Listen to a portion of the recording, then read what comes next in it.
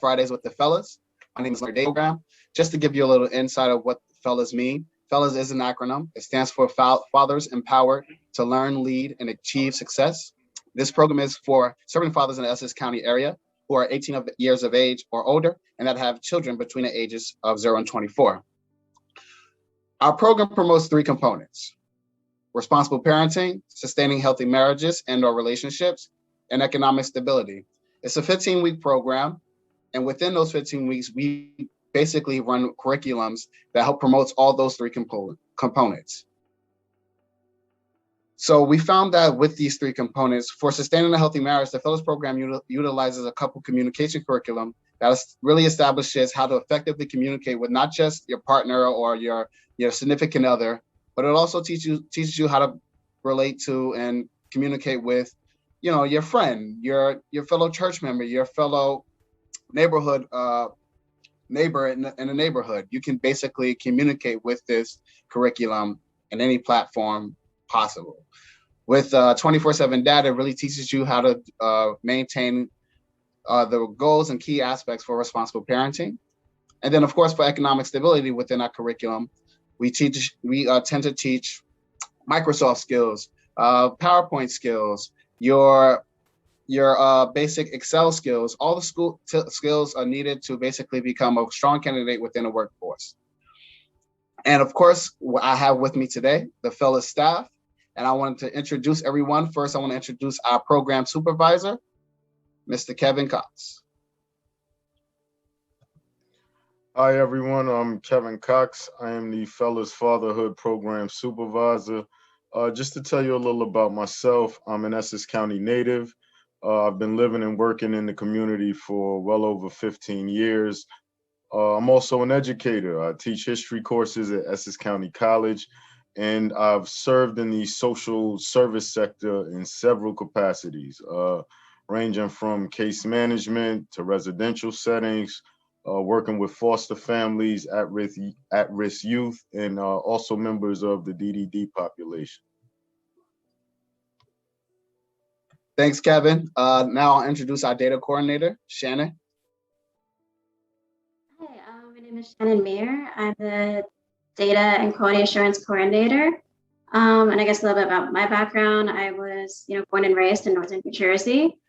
I went on to University of Delaware, got my bachelor's in public policy, was a concentration in nonprofit administration. And then I just stayed an extra year, got my accelerated master's in public administration, specializing in nonprofit and community leadership. And throughout that time, I worked part-time and interned for nonprofit organizations. Since then, I worked as a case manager for veterans with unstable housing, and then also worked in development and marketing for a few other nonprofit organizations.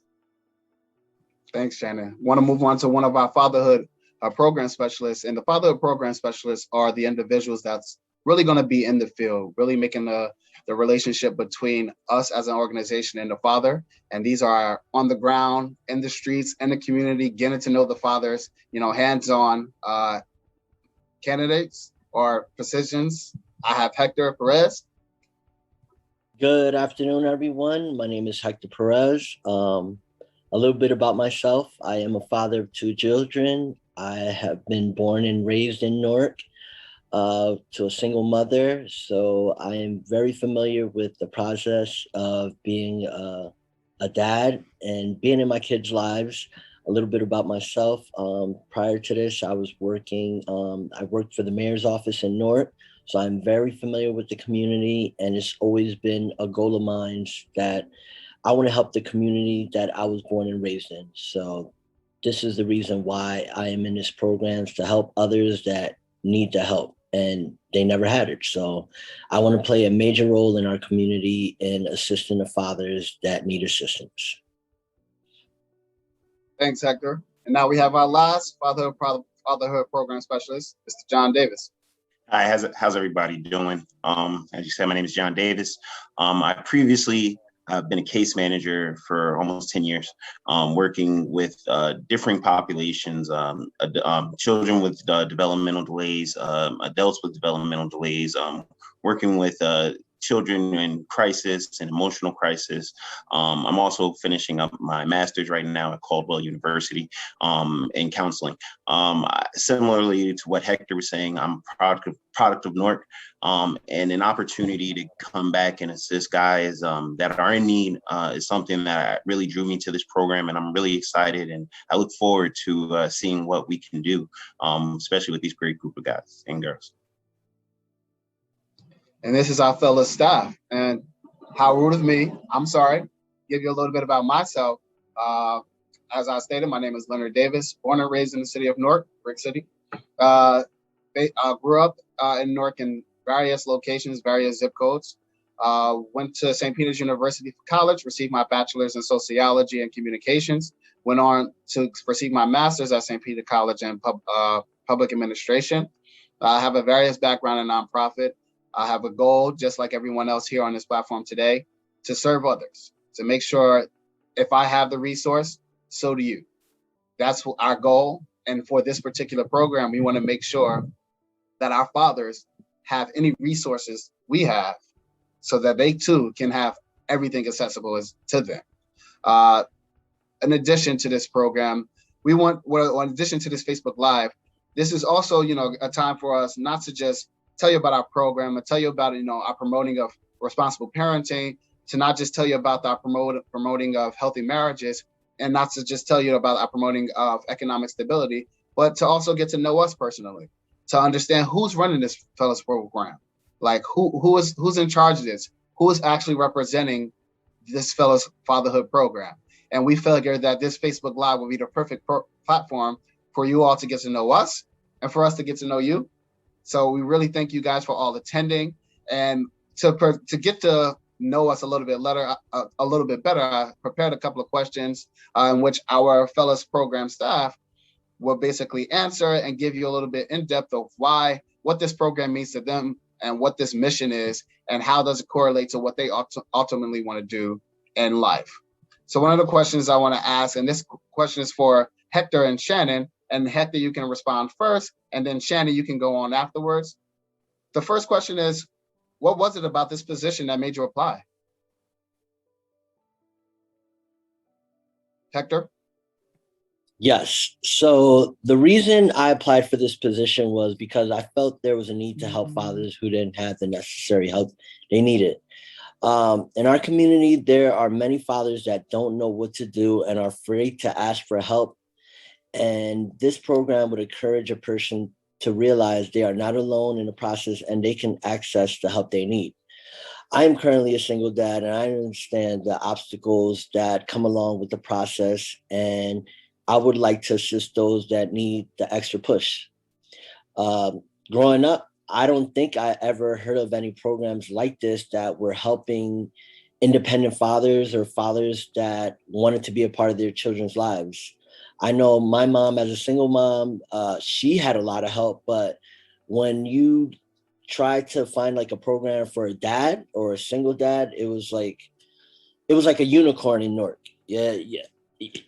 Have good luck trying to find that. But with this program here, it will enable us to help those fathers that are in need, and that's the reason why I chose to accept this position.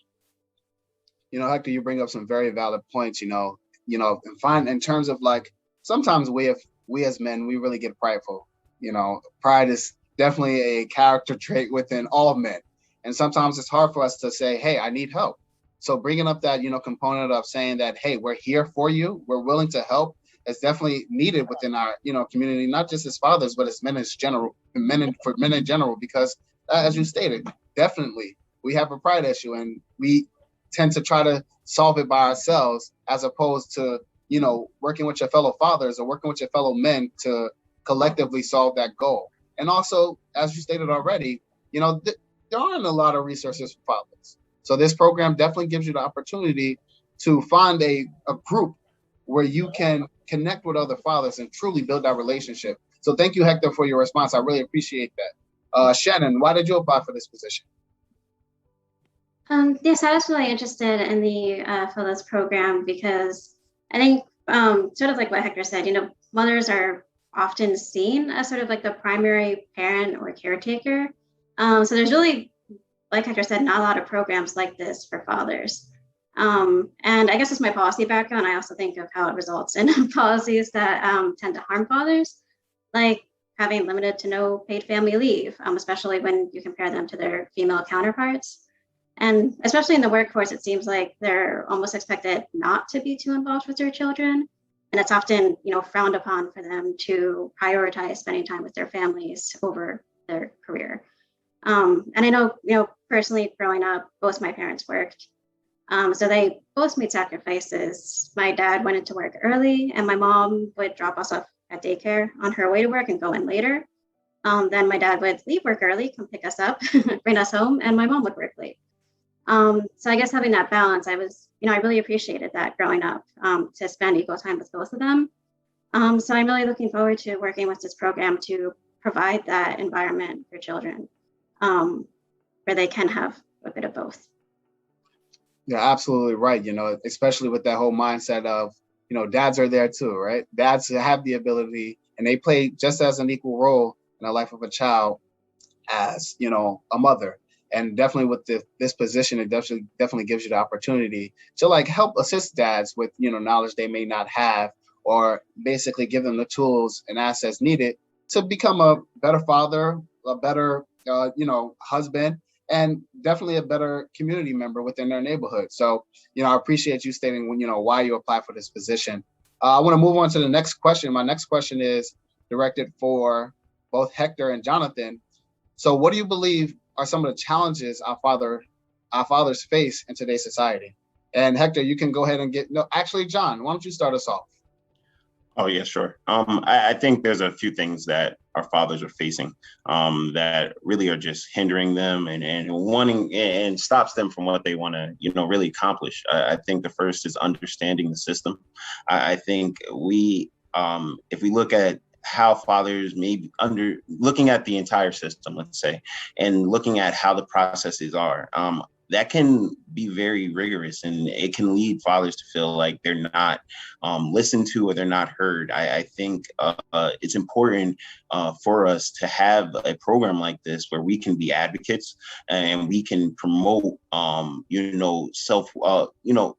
growth and promote sustainability in fathers' lives and in the lives of their children as well. I think those are probably the two major components that I would see as big issues that are really stopping our fathers from further pursuing relationships or further pursuing a voice in their child's lives. I think those are just two really major components. Hector.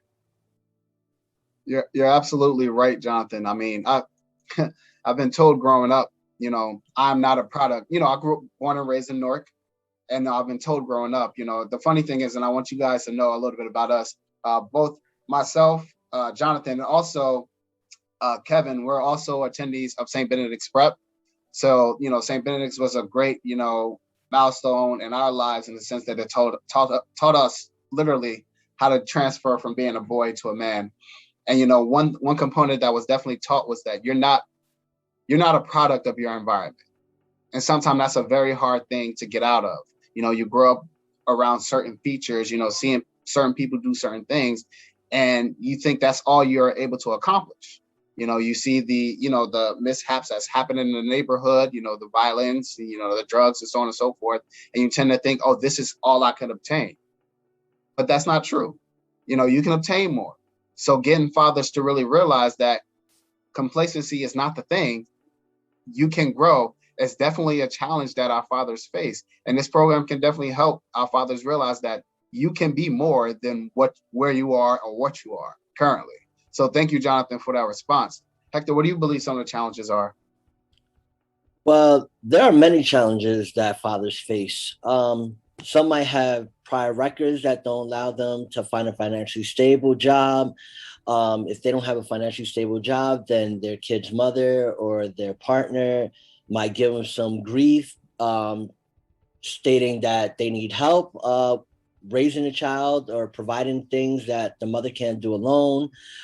They might not be on good terms with the kid's mother. Some fathers might not have the will or the want to be in their kids' lives due to the problems that they're getting from dealing with the kid's mother, or due to personal circumstances. They probably don't have a stable place to live, and it doesn't allow them to have their child as frequently as they want. And these are just some of the challenges that a father might face in regards to trying to be in his child's home, in his child's life. I apologize. Growing up in Newark, there's a lot of challenges. Again, if you can't find a stable job, how are you going to be able to provide for your child or provide for yourself first? There's not too many programs that dive into allowing a father to help be in their child's lives.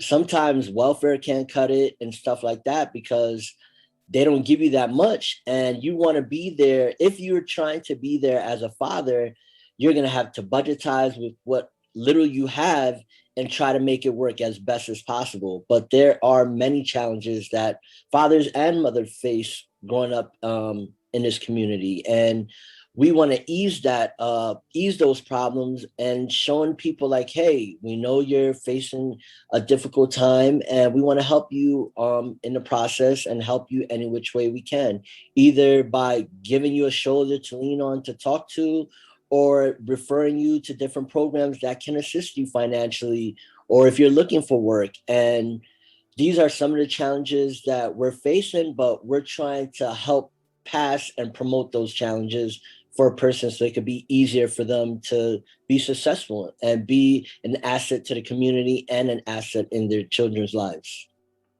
That's definitely a powerful statement. I think the premise of that whole statement, if I heard correctly, was definitely having that financial stability. Especially men, in society, men are labeled as the providers, the household, the head of the household.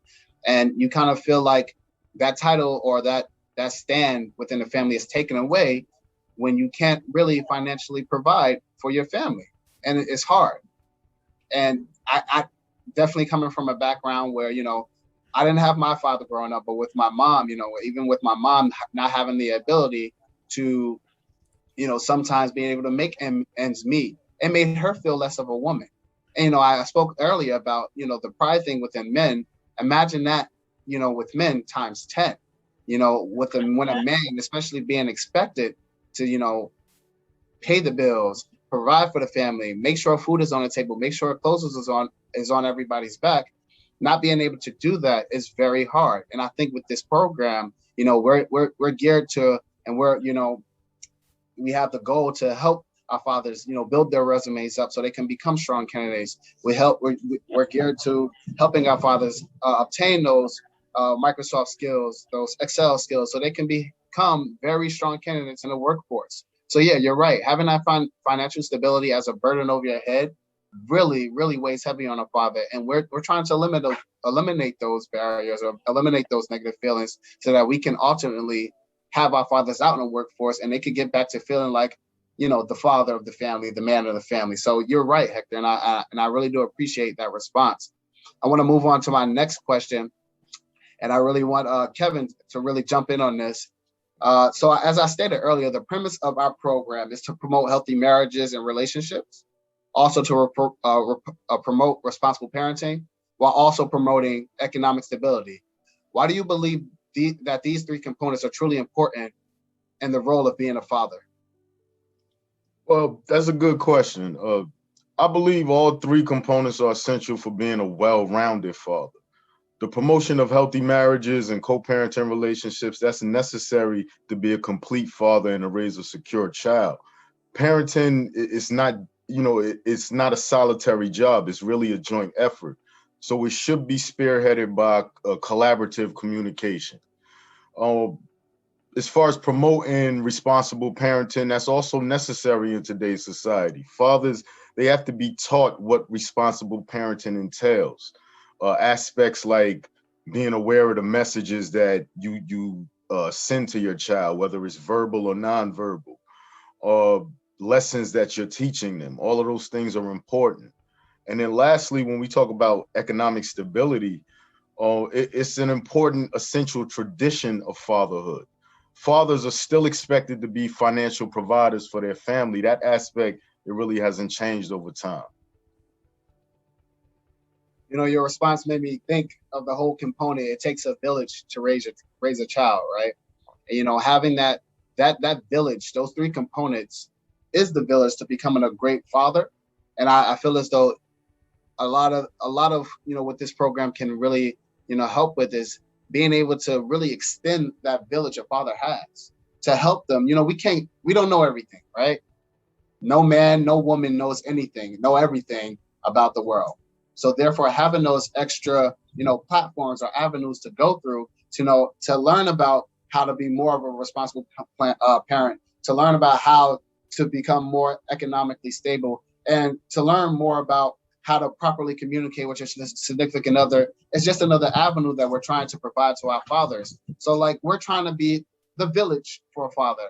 And I agree that you can't just solve everything with one of those components. You need all three. All three are very essential to a father really becoming the best role model and example for his child in the future. So you're absolutely right.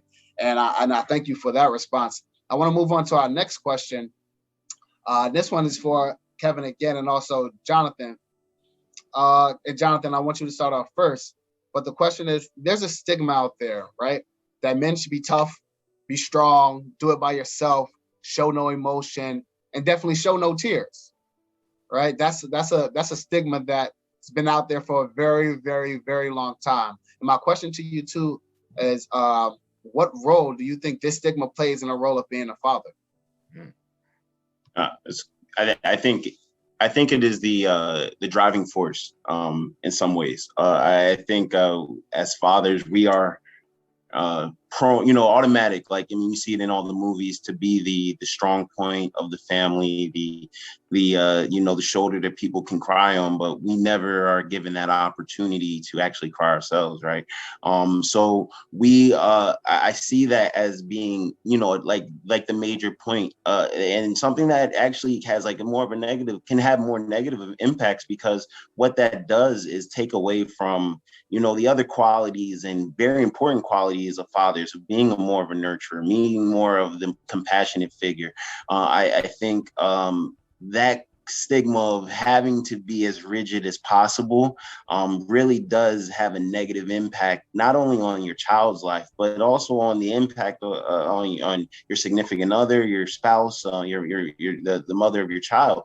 I think that stigma has definitely pushed us back further than so much helping us. I think it's important for all of us as fathers, even myself, to take a step back and look at a way at coming up with ways to remove that one thing of being the tough guy, being the person who everybody kind of looks at as the rock, and being more open and help, and also looking at different ways of helping your family, rather than just being, hey, maybe you don't need to be that emotional rock. Maybe you need to be more of that nurturer in your child's life or in your family's life, rather than just always looking at, you know, hey, I need to be the tough guy. I need to be the proverbial macho man in the room.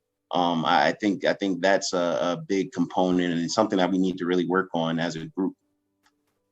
You know what? It made me think about it. I've never really, in terms of the term nurturer, I've never really associated that term with the father, you know, and even in my mindset, you know, most people won't do that. They always, you know, look towards the mom and say, hey, you know, the mom is the nurturer of the family. But what this program is trying to help our fathers learn, that you too can be a nurturer. And you're absolutely right. It's not, you don't have to be a macho man 24/7.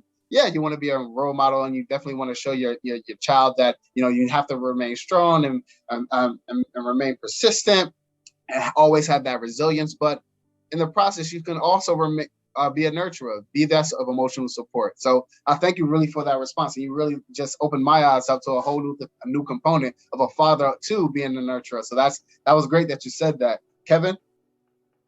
Well, in terms of the stigma, the stigma, I believe it definitely hampers being a father. It's a negative stereotype. Fathers, parents in general, they shouldn't have this social pressure to be a superhero.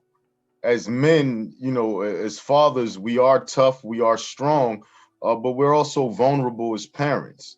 So, we don't know everything, and obviously we're going to require assistance in the areas that we fall short. But that type of stigma, it almost makes it impossible for fathers to seek help or even to show emotion. So I definitely agree. No, you're right. Just, we're men, we're human first, then we're men. So it's okay for us to shed a tear. It's okay to show, our child that, hey, you two can show emotion. It's okay to have feelings. It's okay to have feelings. It's nothing wrong with that. You're human. Hector, I actually want you to jump in on this question as well. Just, give us your insight, really. Well, I think the stigma plays a significant role in a child's life. When I say that, it's I'm a agree with what you guys said. We're supposed to be tough as nails and everything, and we're the breadwinners. But me personally, I have a daughter and I have a son. So yes, my son does get he gets the strong side from me, but at the same time, he gets the soft side from me as well. Like, I'm always talking nice to my daughter and soft spoken because I just feel like she's a girl and I have to maintain that role with her. But there's times I talk with my son and it's like a bonding moment and I'm sensitive with him. Like unfortunately, when I play him in 2K and I beat him and he's sad, I got to give him a hug and say, hey, I'm sorry I kicked your butt in 2K, but it's all right. You're going to learn from this lesson. But they always want us to be either Conan the Barbarian or Terminator. And unfortunately, I'm not going to be like that with my kids. So I want to change that stigma. And I want my son to feel comfortable as I talk to my daughter. And it's just a stigma that's out there that has to be broken already. We need to break that chain little by little. And we have feelings too. So that's what I'm trying to do, me as a father with my two kids. Like, yes, there is times that I'm a little stronger on my son, but he gets the soft side as well. So that stigma, it needs to be breaking soon. You're absolutely right. In a mindset of especially raising children, fathers tend to be more hard on their sons because they're trying to instill that macho man personality with them. But when it comes to their daughter, you become the biggest teddy bears, so, but it goes back to the point of we need to show, our children, whether it's a man, whether it's a boy or a girl, that it's okay to have feelings. And, the son also needs to understand that it's okay to be, to show emotion as well as the daughter, that relationship between, a father and a son and a father and a daughter shouldn't be different at all. And that actually kind of leads me to my next question. And I would love to hear, Shannon's input on this question. Last year, when the passing of our legendary icon, Kobe Bryant, and his amazing daughter, Gianna Bryant, happened, there was an amazing trend on social media with the hashtag girl dad that flooded social media. And, that really set a whole wave of emotion throughout the land of, fathers posting with their daughters and basically giving us the image that, fathers are not just important in the role of a son, but it also plays a huge part in the role of a daughter as well. So Shannon, I also want to direct this question to Kevin as well, but Shannon, I want you to start us off. When it comes to the impact of the relationship between a father and his child, who is more impacted by the presence of a father, a daughter or a son, in your opinion? So I guess from a daughter's perspective, I know I mentioned earlier that, I was really grateful that both my mom and dad were equally involved in my life growing up. And I guess seeing this equal partnership really helped shape my view of what a relationship should be, how I wanted and how I deserve to be treated by a significant other. And it was also just a really good model to follow for relationships in general, whether they're romantic, platonic, or with anyone of any gender. I know Leo mentioned earlier that this program isn't just to build strong marriages, but relationships with friends and with people in the community. Regardless of what type of relationship it is, both parties should make compromises, be present and look out for each other's best interests. And I also think that fathers have a really huge influence over their children's self-confidence. I've spoken with several people who, even into adulthood, blame themselves or see themselves as inferior in some way, to sort of try to explain why their fathers weren't present in their lives, which can also affect their relationships. And unfortunately, there are a lot of women out there who are in relationships where they're mistreated or they're, taking on more than their fair share of responsibilities, because they think that's how they deserve to be treated, or that that's the norm for relationships. That's very powerful. You hit a very, soft spot within me, because when you mentioned that when it comes to the role of a daughter and not having a father in his life, it could be it's just as impactful as a son not having, the role of a father in his life. With the father, with the father in relationship to a son, a son may, lack certain qualities that he as a man feel as though he should have, but wasn't able to attain because there was no father. And with that component of the daughter aspect that you brought up, the lack of a father can lead to like women, not being in a relationship where they're not really treated well because there was no male figure in their life to really show them how a woman should be treated. So that's very powerful and impactful, to show that it doesn't matter whether you're a son or a daughter. The role of a father is significant either way, because when the father is not there, there's going to be a lack. Having both parents in the relationship, and that's another reason why our program really promotes, healthy relationships, because we do, we as a staff, we realize that both parents play an intricate role in the lives of our children. When one is missing, there's going to be a lack within a child. Yes, we have those individuals who are raised, my mom, she was a single parent who raised me, but inside, growing up, you begin to realize things that, you could have learned or could have, had in terms of like different traits and abilities if the father was there. And, we want to really bridge that gap. We want to close the gap between the mom and, heal those relationships so that the child can ultimately see that relationship in a healthy state. So they too can know what it means to be in a very healthy relationship growing up. So they too won't have to go through, what it means to be in a bad relationship and, endure those bad relationship results. So I really thank you for that response, Shannon. It really, hit home for me. Kevin, what do you feel as though, the role plays in terms of like a son or a daughter? Well, personally, I agree with you guys, but I personally feel like young men are more significantly impacted by the relationships with their father, or in some cases, like yourself, like myself, the lack thereof. Fathers are the first role models for young men, and I see this all the time with my friends that are raising children. They set the examples as to what type of boy that man is going to grow up to be. When that father's absent, it also affects the man that boy's going to grow up to be. So I do believe that they have a significant impact in the role of their children's lives, but definitely when it comes to our boys and our young men. I can definitely see where you get that too, especially, as a young man, you can really not having that father around, you can tend to look in other avenues for a fatherly figure. And those other avenues can be gangs. Those other avenues can be, examples of people off the street just, not really caring for themselves. And they figure, hey, this is an adult male and he's still living. So maybe I can do the same and still live as well.